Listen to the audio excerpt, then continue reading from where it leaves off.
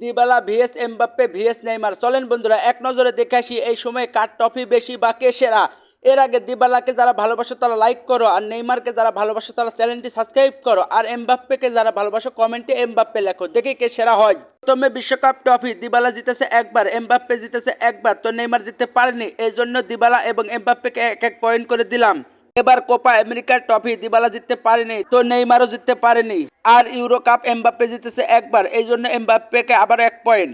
এবার Finalissima trophy Dybala জিতেছে একবার, তো এমবাপ্পে জিততে পারেনি, নেইমারও জিততে পারেনি, তাই দিবালাকে আবারও এক পয়েন্ট। আর বিশ্বকাপ গোল্ডেন বুট দিবালা জিততে পারেনি, এমবাপ্পে জিতেছে, নেইমার জিততে পারেনি, তাই এমবাপ্পেকে আবারও এক পয়েন্ট। এবার বিশ্বকাপ গোল্ডেন বল দিবালা জিততে পারেনি, এমবাপ্পে জিততে পারেনি, নেইমার জিতেছে, তাই নেইমারকে এক পয়েন্ট। এবার চ্যাম্পিয়ন লিগ ট্রফি দিবালা জিততে পারেনি, এমবাপ্পে জিততে পারেনি, নেইমার জিতেছে দুইবার, তাই নেইমারকে এক পয়েন্ট।